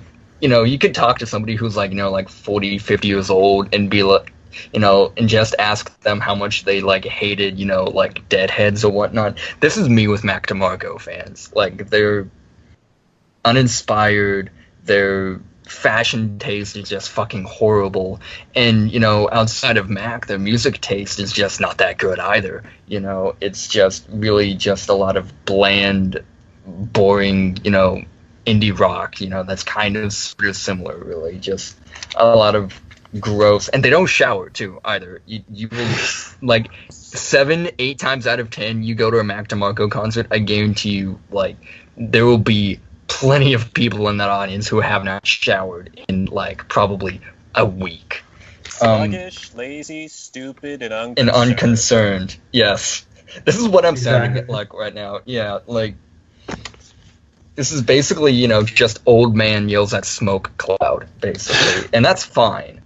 You know, like, anyway, let me go back to the album. It's nothing really that interesting or really, I don't think it deserves, like, any of the hype that it got. I mean, yeah, he's like, sort of become like a sort of competent songwriter on this, but again, that doesn't excuse how formulaic and repetitive the music is. Really, just there's nothing really stand out about this to the rest of his discography, other than the fact that it has this bright yellow cover to it. I mean, just good lord. But again, like, the thing about his music is that that's what it's supposed to be. It's supposed to be formulaic and repetitive and, you know, just laid back and chill. And, like I said, like, I can respect that for what it is, but the fact is that he's done this. This is like his third LP, and then he also had, like, the mini album or EP or whatever the fuck you want to call it with, Another one. Yeah, so basically, the Wells one, it's run dry, basically. There's nothing left for him after this to do. Nothing, like, nowhere to go with the sound, unless he somehow becomes this godlike singer-songwriter. I'm just not going to give a shit about his next project. I didn't even give a shit about this project, and I just, you know, just listened to it pretty much today on a whim because I knew exactly what it was going to be, and I was totally right. It's boring, and I don't understand why people keep hyping up his projects when it's the same damn thing every single time, except this one is like, maybe he uses more synths on a few more tracks, I guess, tries to, like, imitate Chamber of Reflection a little more in a few more songs, I don't know. But yeah, I'm a total mood harsher. I'm a complete square bro. Moonlight on the River is a good track though. But other than that, Okay, hold on. Before I guess someone else, Dylan, have you seen that video to all the kids in my town who dress like Mac DeMarco? Yes, I've seen that one, and it's basically I feel like I repeated it like almost word for word in my giant tribe. I was gonna say like that's pretty much like I do like the album, but I will say like musically. I think this is why it's being hyped up so much, to try to like explain like the other side besides the fact that it's Mac DeMarco. There is definitely like songwriting wise, like lyrically, there definitely seems to be like a step up where we're starting to see him like mature as a person and not make like this like really fun jangly pop. But at the same time, that was the whole appeal, was that it makes this fun kind of like jangly indie rock pop, and I really dig it. And now he's a bit older, and the instrumentation's a bit more sophisticated. It's a lot more sleepier. It's cleaned up a little more. Yeah, it's not as cleaned up, but also stripped back. It's like a little less and a little sharper. And I personally, I like this album a lot. It's my favorite Mac DeMarco album. Even though I've never been like a big Mac DeMarco head, this is definitely my favorite thing that I've listened to by him by like a sizable margin, I would say. I'm always like, I like these 4 songs on this Mac DeMarco album, and the rest goes pretty immediately into the trash bin for me. But I really like this one. This is like a Mac DeMarco album I can like listen to front to back and just like enjoy it. It's very, I think he's not really saying anything like super profound on here. This is not going to be like another singer-songwriter project we're going to talk about later in this album. There's no. Let's fucking no. go. We must hold. We must hold. It is not the time. But yeah, in general, I think it's more mature. It's more personal. Because I think like a lot of the time, Mac DeMarco, his lyrics are just kind of like kooky things that I've come up with that are so quirky and funny and charming. And this album, he's like, even though like the stuff he says about his dad isn't like, it's not like the most like mind-blowing stuff on the planet, and he was just like hey, my dad was kind of a dick. Yeah, but and all the stoners freak out, and it's like, whoa.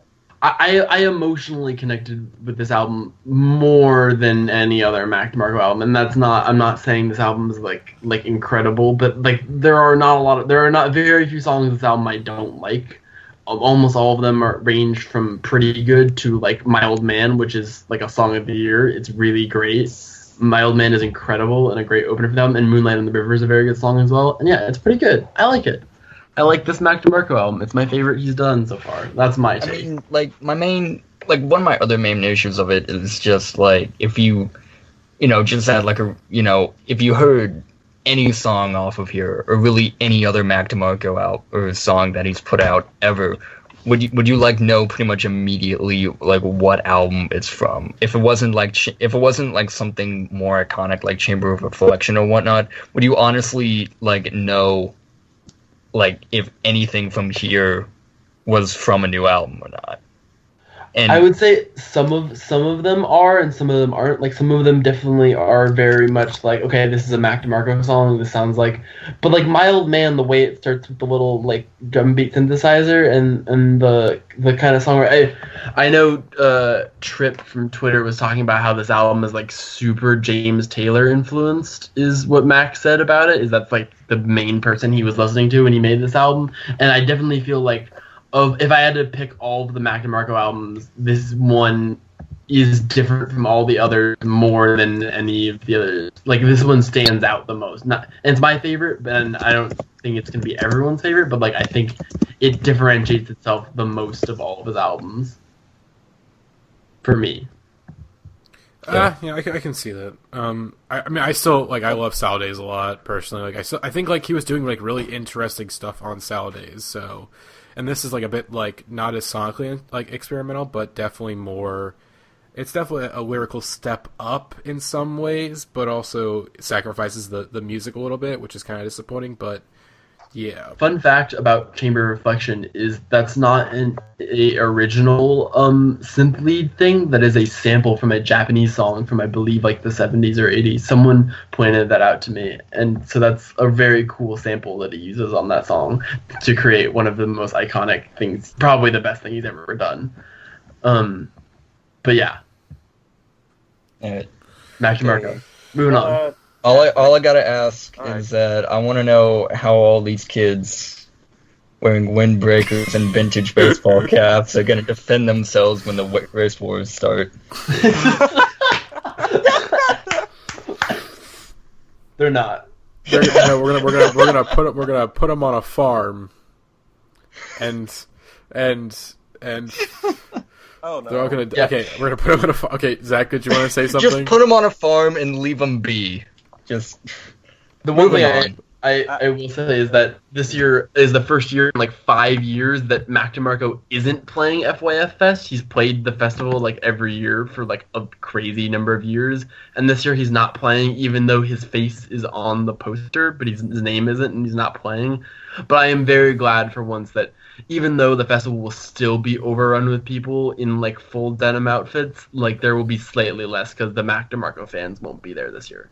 I also feel really bad for the one female in like the group of 7 males. Like the one who dresses the most like Mac DeMarco gets their dick sucked. Yeah.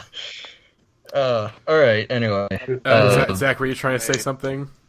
I had something to say, but I'm not sure if I can top that. I just want to say, like, yeah, there's a little bit more lyrical depth here, in so much as a puddle has slightly more depth than a drop of water. But if I want to listen to a singer-songwriter album about the author's relationship with his bad father, I would just listen to the Sunset Tree again. Yep. Moving on. Watching them fade away is good, though. Here's some actually good singer-songwriter album. Sandy Alex G, new album. Friend of Cymbals and Guitar. Cymbals Guitars. Which is the friend of Cymbals Guitars has he is back. New album after some I think we have to say it because Frank Ocean collaborator, worked on a couple of tracks on Endless and Blonde. Back with a new album. He was all over Endless. Like he did. Like anytime you heard a guitar on Endless, it was Alex G. I'm pretty sure. Okay, I didn't know for sure like how much he worked on Endless. Because he was all over it. Yeah. Okay, but back with a new album, and it is very good. It is an extremely good to even great album at times. Where I think, as we mentioned, all the like on previous podcasts, all the singles were like, what is he doing on this album? I really love all these singles. How is he going to put it all together? And boy, he did it. Like, the craziest thing is that Brick comes, like, you have Brick, which is, like, this crazy, like, well, everyone said Death Grips, like, more people were like, it's more like Show Me the Body. Like, there's basically just, like, really chaotic, like, noise rock, like, rap-ish track. And then right after comes Sports Star, which is basically, like, a Frank Ocean song, and it's really emo, and, like, damn, like, like you pull up the worst memories about you and your ex-girlfriend. You're like, oh, why are you doing this to me, Alex G? Why are you doing this to me?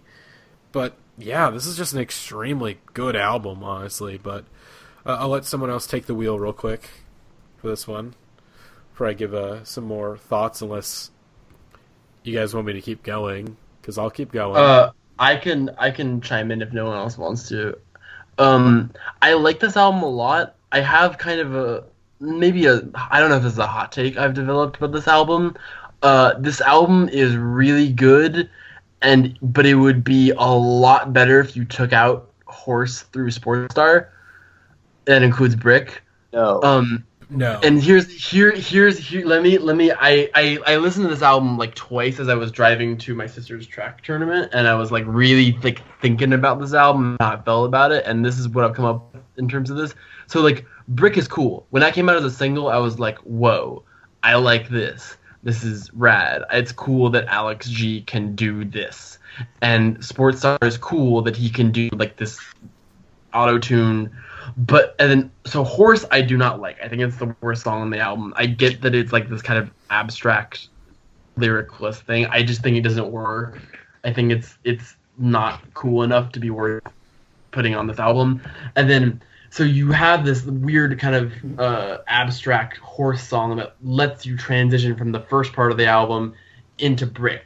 Horse acts as basically like a transition track to get you palette cleansed so you can go into Brick. And Brick is cool, but it's just like I would rather just listen to someone who's like a noise rock band or like Death Grips do it. It's like it's cool that Alex G can do this, but it's like, and it's not bad, but it doesn't add anything to the album for me. Like it doesn't for me it doesn't like I would rather it's like Alex G, you're awesome, and what we wanted on this album is the old Alex G albums is like there's good songwriting here, but there's zero musical ideas. And then Alex G was like, let me give you all of the musical ideas. And it's like, okay, too many.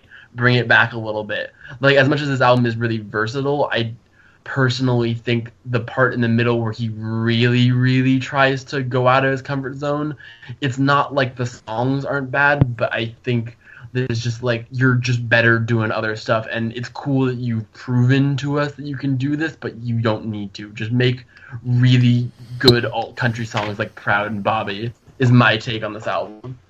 Okay, I disagree because literally that's my favorite that's my favorite like part of the album is like from Witch to Sports Star. That's my actually no from Witch to like Judge. Like that's my favorite like tracks of the album. Witch and Judge are both amazing. Witch is my second favorite song on the album besides Proud. I like that he does diversity on this album, and I think if you take out like Horse, Brick, and Sports Star, like the album still has a crazy amount of diversity with like the kind of instrumentation he's got going on Witch is kind of like dreamy, and then you've got like Proud and Bobby that are super like country and twangy, and then Judge is kind of like indie rockish. There's all kinds of cool stuff going on this album besides that.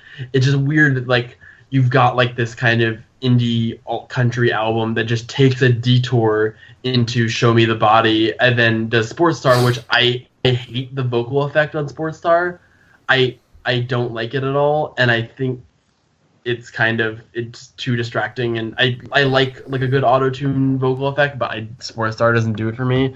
So yeah, I don't know. This album is still very good, like even considering I would not have done that kind of detour that he does in this album. I still think it's a great album. Proud is like fucking amazing. I can't stop listening to that song. And Witch is really good, and Bobby's great, and Judge is great, and there's lots of great songs on this album, and you should all listen to it, but like I think he went overboard trying to prove to us that he wasn't just a strum guitar, write songs guy. Like he wanted to show that he's a musician, and he wanted to show us, look at all these things I can do. And it feels too much like a resume of different songs I can write than like a cohesive album for me. Okay, I will say that yes, this is basically like it's Alex G's song cycle pretty much. Like, hey, look at all this stuff I can do. But I think he's able to do that really well and still make a very cohesive, good album, despite the fact that it has a lot of ideas. And there's the times where it's like, okay, I don't know exactly like if this fits together super well, but at the same time, it's like I think he does it well enough. But what I think you want, Jackson, is that you want an Alex G alt country album, pretty much. You want an entire album of that. I fucking do. I do a lot. I think he's really good at it. I think the diversions are good and well placed in this album because they kind of keep it from like ever becoming where you might be listening to it and falling into this like mood where you know exactly what's going to come next, and it's always like, oh, okay, so he's going to go there and do that, because alt country is hard to do right in its modern iterations, I would say, because you run the risk of being either too country or too alt and alienating half of the people who are coming to you for one thing or the other. But yeah, I think this album is great, one of the best of the year. And if we can let Drake get away with releasing an album and just calling it a playlist and making that an excuse for its wildly consistently shit quality, I think we can go ahead and give Alex G the pass for not really subscribing to any genres with this one project and sort of writing songs that thematically continue and make sense. And my initial descriptor for this album was like Bruce Springsteen, Elliott Smith, and Sufjan Stevens all walk into a bar, and this album comes out, and it really I think, does have the best of all of their songwriting qualities.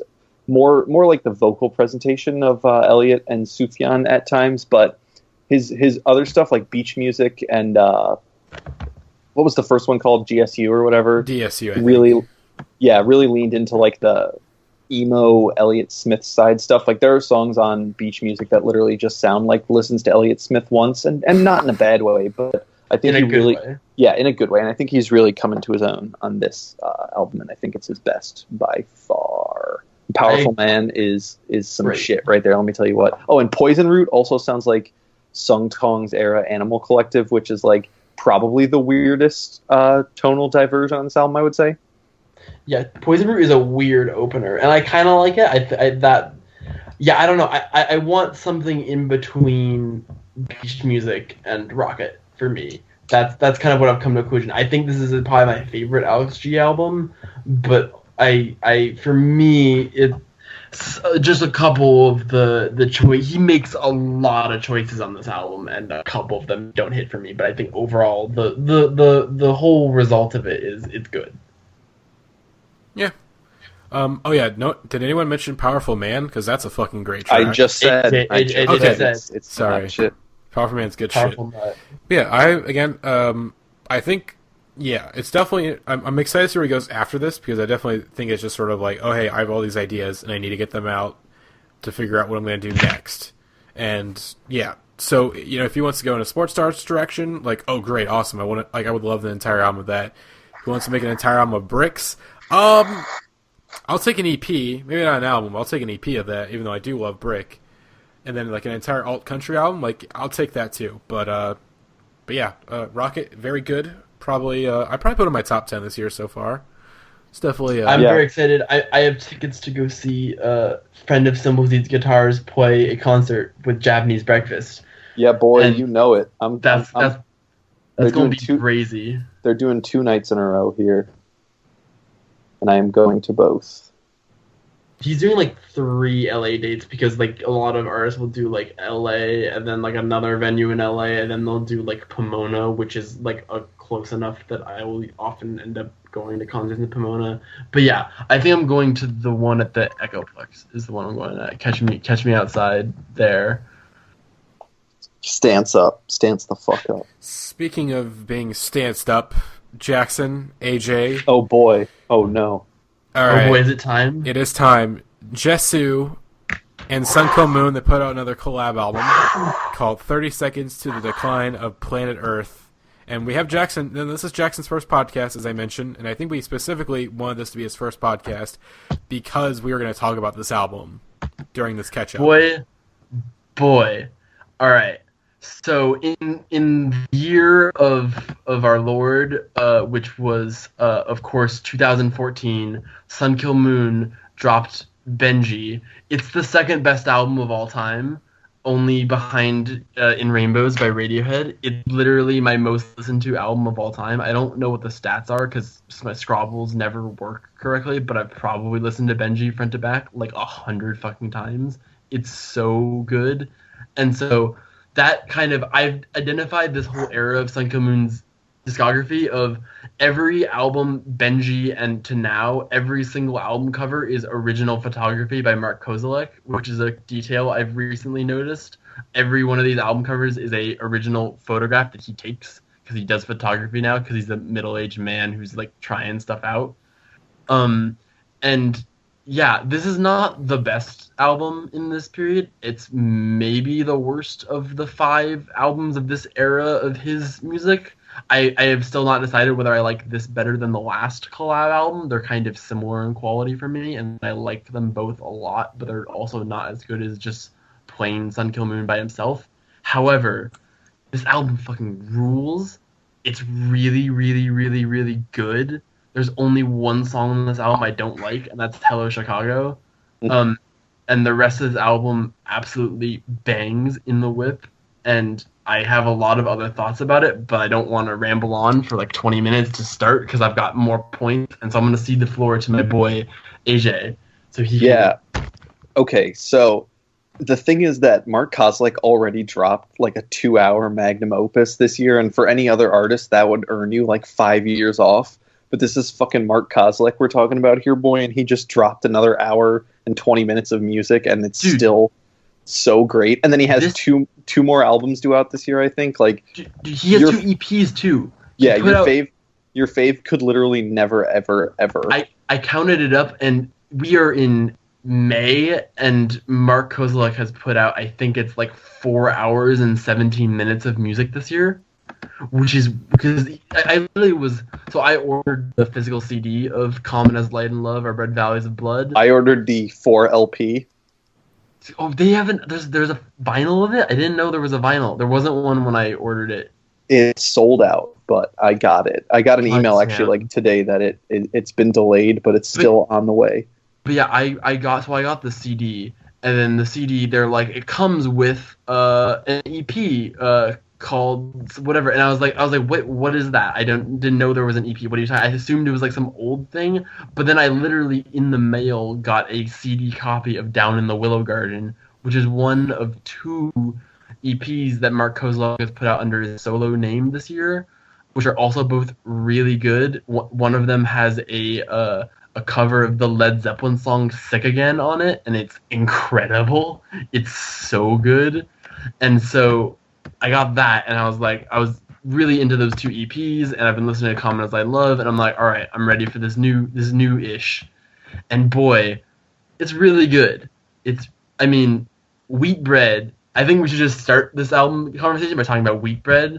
Yeah, Wheat Bread is the most Boolin Mark has ever been in his entire career. He just goes into full-on ramble mode and kind of stops using words at a point, but it's just so good and hits like full old man rant territory multiple times and continues to up himself, but in just that perfectly lovable Mark Kozelek way.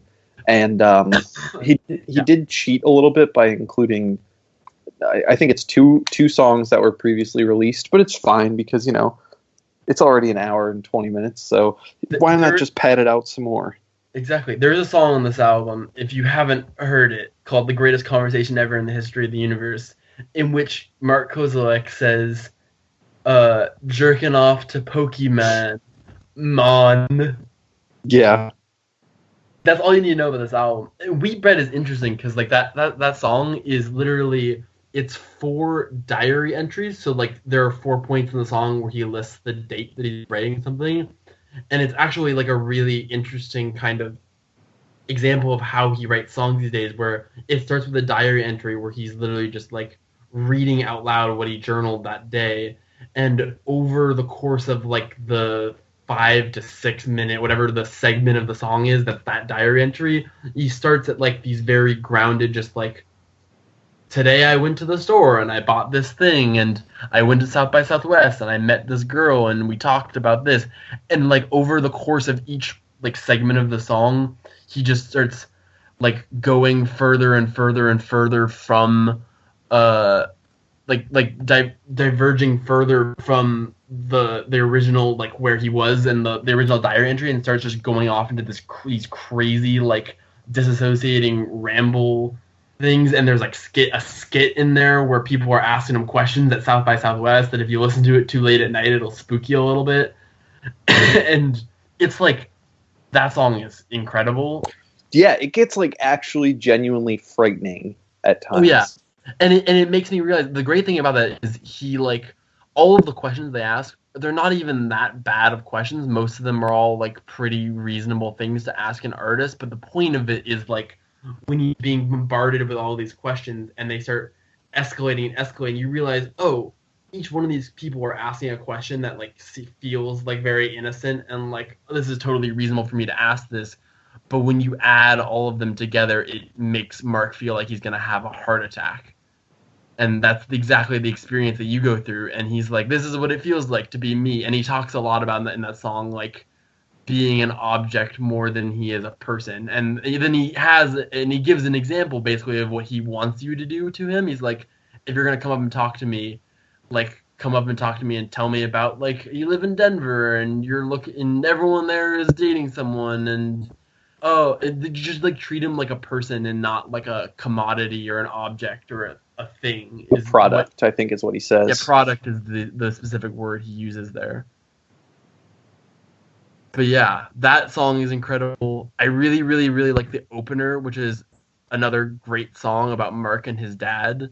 You Are Me and I Am You, where he basically, as the song title kind of suggests, as he's getting older, realizing that he and his dad have all of these similarities, and they all like to do these like kind of similar things, but also they have these similarities on like a deeper level that he notices more and more as he gets older. That's a really great song. There's a song on here that the entire concept of the song is, hey, people who are drug addicts should be able to go to Disneyland too.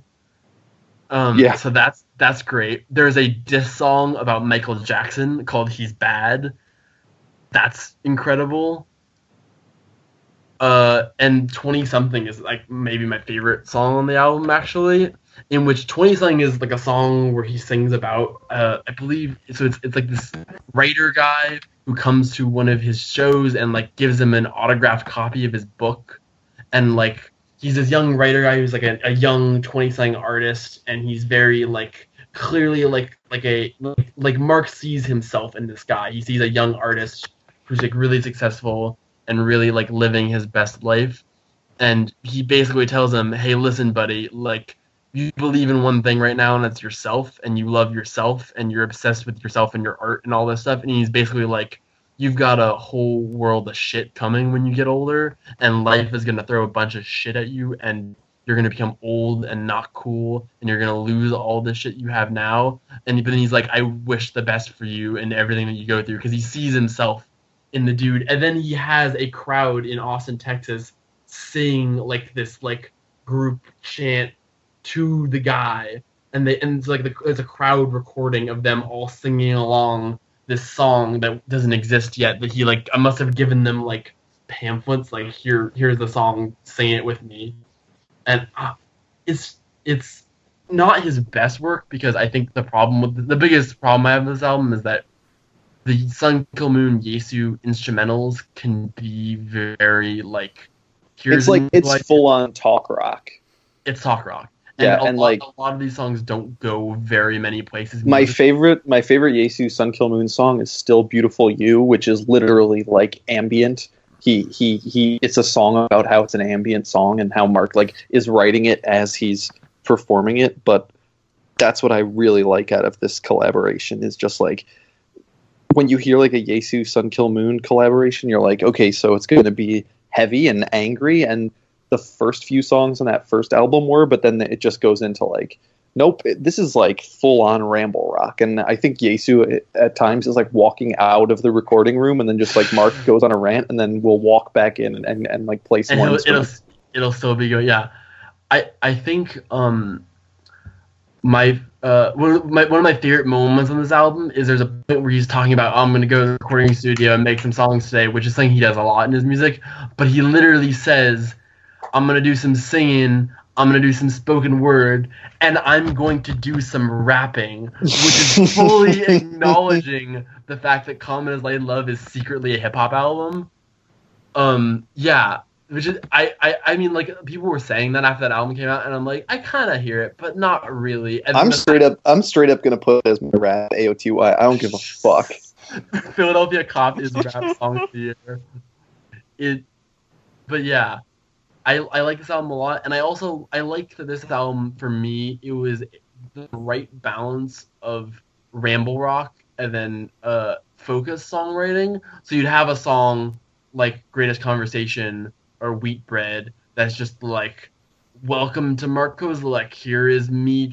He's trying to like achieve this kind of honesty of songwriting where he's like, I'm not going to filter my thoughts, I'm not going to come up with a concept, I'm just gonna give you what's exactly in my head in the most honest way that I can. And then he has other songs in this album where he'll write a shorter, more focused song, like the first track that's 5 minutes, or the last track, which is like 4:39, is like the shortest song. That is some good. That song is like literally listening to Christmas.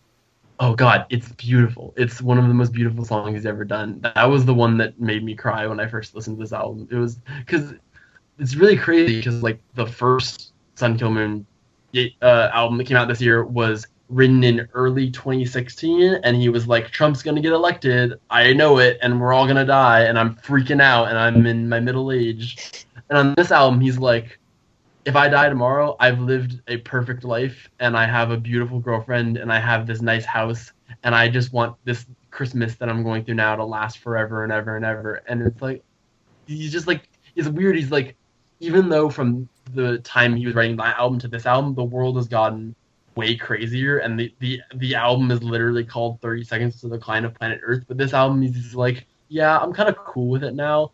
The world's ending, but it's fine. I have a beautiful wife, and I'm kind of happy. And he's just kind of like can't be bothered anymore, and it's beautiful. I love it. Yeah. All right. I think So, this podcast has already gone pretty long, so we're gonna kind of rapid fire through the last couple albums we have on this list. So first and foremost, Slow Dive, self-titled. So Slow Dive, first new album in like 22 years. 22 years. I listen to this. I am not a shoegaze expert by any means. I think literally the only shoegaze albums that I've listened to are like Loveless, and then like A Sunny Day in Glasgow's debut, like, and Currents. Don't even see. Wait, is it on the bingo board that like Will has to be here for the Currents thing to be knocked off, or can we just knock it off by a mention and me hating on it? No, just knock it off. I think it's both. Yeah. Anyways, fuck Currents. Don't even begin, AJ. But this is a very good album. I really dig. You could just say, unlike Currents, I enjoy this album. Damn it! It sounds good as hell. Yeah, this is one of my favorites of the year. Top 5 probably.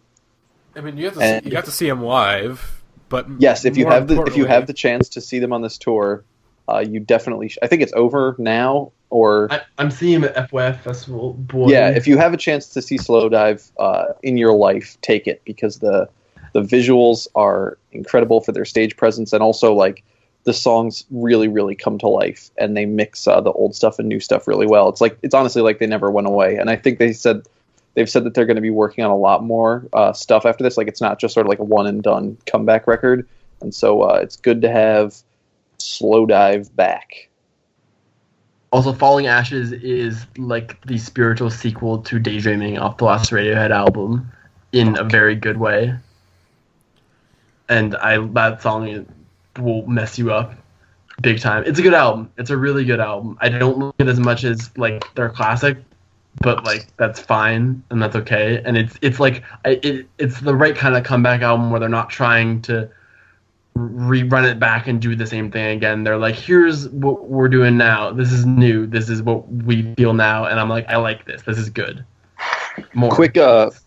Quick plug for the true emo heads. The new Free Throw album dropped on Friday, and I've only listened to it like once or twice, but 2017 has already been a blessed year for emo and continues to be so.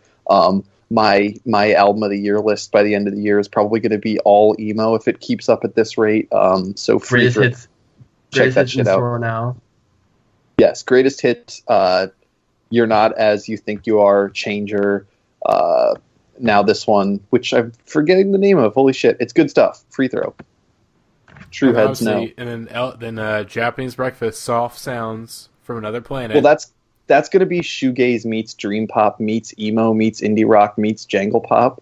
So I wouldn't really throw it under the emo moniker, while there is going to be some emo flavor. That's very true. That's true. AJ, what's up? Honest question.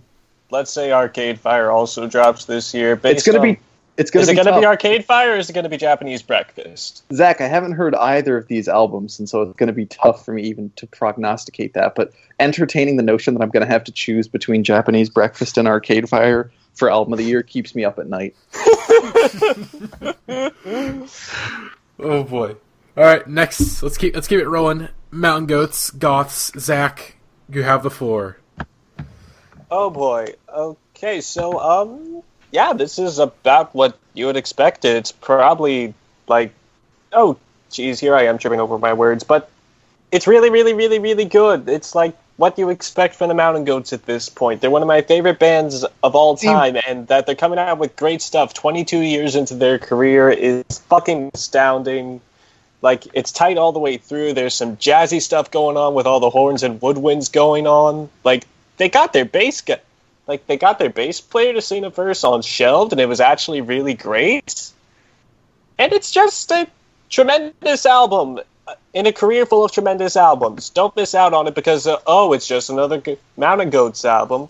It's like saying you aren't going to listen to Hot Thoughts because, it's just another Spoon album. Well, it's another Spoon album in that it's really great. So just listen to Goths. You'll be happy that you did. And also find me Goth Honey to be my wife, if you could. Thank you. Hey, that's my brand, AJ. You can't do that. You don't own Goth many people's brand on the internet, Matty. Okay, fine. That's like most of the people I follow on Twitter.com. Okay, fine. I need a wife now, brother. All right, moving on. Okay, Afghan Wigs in spades. Jackson, the floor is yours. I'll be quick. Okay, so the Afghan Wigs are a long-time rock band, started in the 90s. They were lumped in with the grunge movement, but as Greg Dooley has specifically said, he does not like being called grunge. He's like, I'm a rock and roll artist. That's what I do. I don't make grunge. And he has put out a number of like incredibly goat albums under this band, including Black Love and including Gentleman and including lots of other great albums. And he is like he's 90s. It's like 90s rock kind of sound. But he has this very interesting twist, which is that he grew up listening to like soul and R&B. He said his first album he ever listened to was Marvin Gaye. And so, like, you will, throughout his music, it's very much rock, but you will hear like this interesting kind of like classic R&B, like funk, soul influence to the rock music.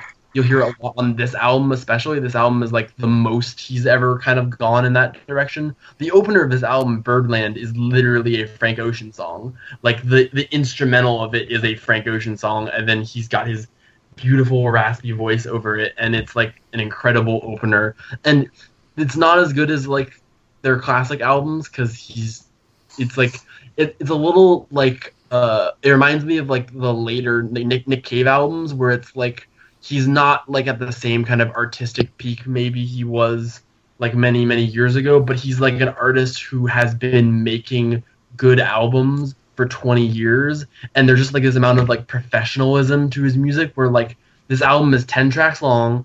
All of the tracks are like pretty short. It's only like 36 minutes, and every single song is like 3 minutes long, right to the point, has a lot of progression for being a very short song. Like there'll be songs on here where it'll really go somewhere in a very short amount of time, and it's just good writing, good instrumentals, really varied, lots of different instrumentation going on, and it's a great album. It's really, really good, and probably the best thing Greg Dooley has done under any of his projects this decade, I would say. So go check this album out, and go listen to older Afghan Wigs albums, specifically Black Love, because that's my favorite. There was a 20th anniversary edition last year. It's really good. Bam. Yeah, that's what I say. Now, finally, Jalen, Black Origami, Dylan. Boy, the floor is yours. I'm sorry. Take us home. I'm gonna have to like talk over my like shitty laptop fan. I'm so sorry about this right now. But anyway, okay. Black Origami is the fucking best shit in the entire world right now. Okay, it's like okay. I'm sorry. I fucking love this album so much. I mean, it's an absolutely fantastic footwork album. The percussion is outstanding. The drum production on here is just insane. The vocal sampling, I've seen some people say it's like hit or miss. I personally think it's fantastic, especially on like the Enigma, the second track on here. Holy Child, 1% especially, is just a fucking wild ride. There's just a huge variety of sound textures in here, ranging from, like obviously footwork is the overall, genre feel of it, yeah. but I mean, there's also elements of like old '90s IDM, of Eurobeat, Afro House, Balearic beat stuff. I mean, the influences and inspirations for this are just all over the map, and you can't really pinpoint.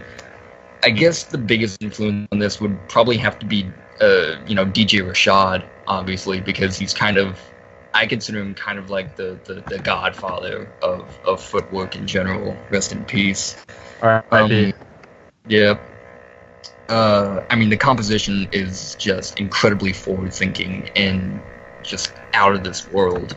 I mean, it's one of the most progressive electronic albums I've heard since since Garden of Delete. I've gone on record in saying this, and I'm gonna do it again.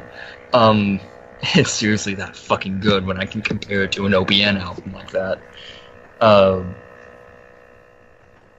Holy Child, highlight of this of this entire album. I'm gonna say it fucks so hard, and I love it. I love 1%. I love Enigma. Is Holy Child the track that you did with William Basinski, or is that? I want to say so. I'll check real quick. Okay, yeah. Yes, it is. It is. Yeah. Which one? Because that's the one that everybody just fucking loves, and it's like, holy shit, she got like one of objectively one of the best ambient producers like of all time to get on this, and this is like only her second album. Like, it's incredible. What track is Holly Herndon on? Oh fuck, I don't remember. I think she did a little bit of production on it, I think. I don't know if she's featured on. No, I think she's on 1%, it seems like. Is she? That's right. Yeah. Is she the... Holy shit, I didn't even know that. You didn't know that Holly Herndon was on the album? I knew she had worked on it somehow. I didn't know she had done the vocal sampling on 1%. Holy fuck. Okay, well, TIL. Anyway, no, but this album is fantastic. It's easily my favorite electronic release of the year. And please support this beautiful black woman artist who got like 8.7 beat best new music from Pitchfork. 8.8. 8.8. See, it's fucking fantastic, and I love it. All right. I mean, this is gonna be the most wild electronic release you will hear this year. I guarantee it. And that's pretty much it. Also, shout out to Compassion by Forest Swords, another album that I've heard that's really good. It's really good.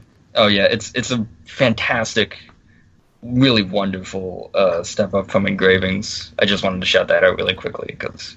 And while we're shutting out electronic music, I'll real quickly say St. John Hawk put out an album this year called First Opus, about like this month also, that's incredible. He was the dude who co-produced Wolves on the Kanye album, which is not a good song, but of no fault. It is a good song. Shut your ass up. Of no fault of St. John Hawk's, it's kind of a mess, like with the lyrics and the singing and all the different artists on it. But that the vocals on there, the ooh, that very like iconic like opening of the song is like kind of a trademark of St. John Hawk's. And he put out an album this year called First Opus. It's fucking incredible. It's so goddamn good. If you like really glittery, textured, in your face, it's like if the last Hudson Mohawk album was actually good. It's this album. So go check that out as well. Oh, also, I guess we're doing quick shouts. The new Hoops album, Routines, is very good. Lo-fi, indie, rock, pop. The new I Love Yous album is also okay. Features the best track name of all time, Wash My Hands, Shorty. And also King Gizzard and the Lizard Wizard, actually pretty good. Flying Microtown Banana and Nanagon Infinity are very good albums. But yeah, that's it for me. Quick shout. I'm like 2 or 3 months late at this point, but Semper Femina by Laura Marling is some extremely good shit. Don't miss it. You're welcome. This is 100% Thank true. you. All right. Well, this podcast is approaching 2 hours, so we're gonna wrap Oh things my up. god. This is a long. Mark Kozelek. Sorry, Mark Kozelek. I had to talk about how Mark Kozelek is important to me. Go buy 30 seconds to the Clan of Planet Earth in stores now, bitch. So we will see you guys next time on the Indieheads podcast. Don't know what we'll talk about, but it's gonna be a good one. It's gonna be crack up. It's gonna be crack up. Wait, no, that will. Actually, yeah. When does that album actually come out? That's not until June 16th. So we might have another podcast in between, but Perhaps. But yeah, Crack Up podcast. So soon. Spoiler alert. It's not good. But it's a perfect way to end the podcast. We'll see you guys next time. Bye.